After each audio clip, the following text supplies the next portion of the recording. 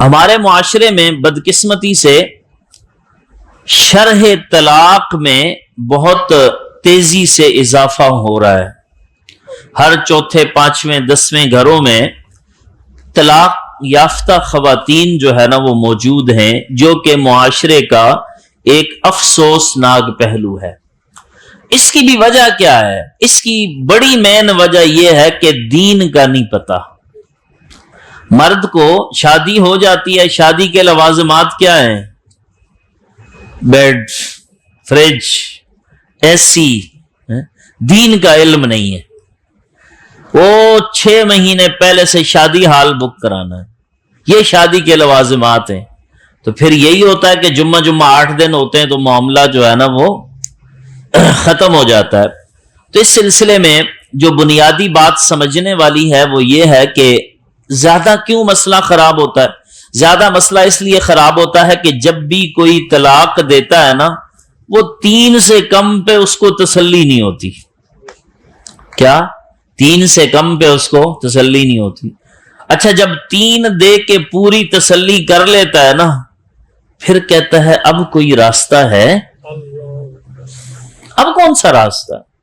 تو اس لیے سمجھ لیں سارے حضرات کہ طلاق کی 3 قسمیں.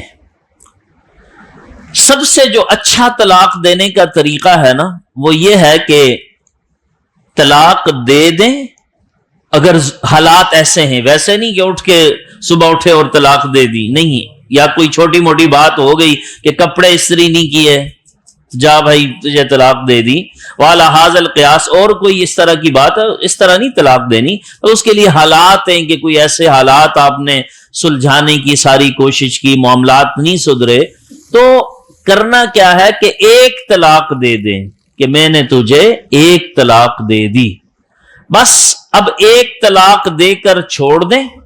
جب اس کے 3 ماہواریاں، جس کو عدت بھی کہتے ہیں، جب 3 مہینے گزر جائیں گے تو وہ خود بخود وہ جو طلاق دی تھی اس طلاق کی وجہ سے یہ عورت اس مرد کے ساتھ سے جدا ہو جائے گی.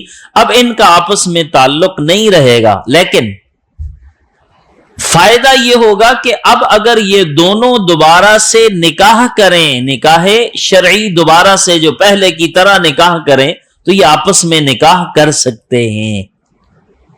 اس لیے اس طریقے کو کیا کہا؟ سب سے اچھا طریقہ.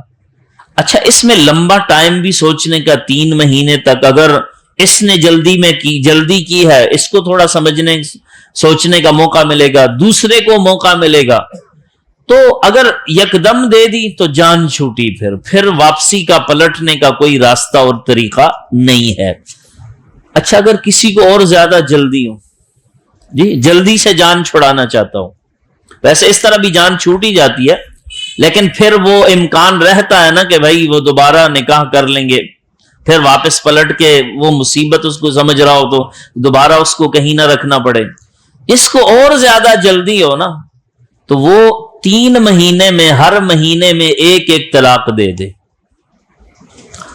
ہر مہینے میں حالت طہر میں، جب جو مطلب ماہواری کے ایام اس میں نہ ہو تو حالت طہر میں جو ہے نا وہ طلاق دے دے. اور وہ طہر ایسا ہونا چاہیے کہ اس دوران جو ہے نا وہ کوئی تعلق نہ ہوا ہو. یہ بھی بہت اہم ہے، ضروری ہے اور مسئلے کا حصہ ہے. تو 3 مہینوں میں 3 طلاقیں دے دے گا تو اس میں بھی کم از کم کچھ نہ کچھ اس کو سوچنے کا موقع ملے گا.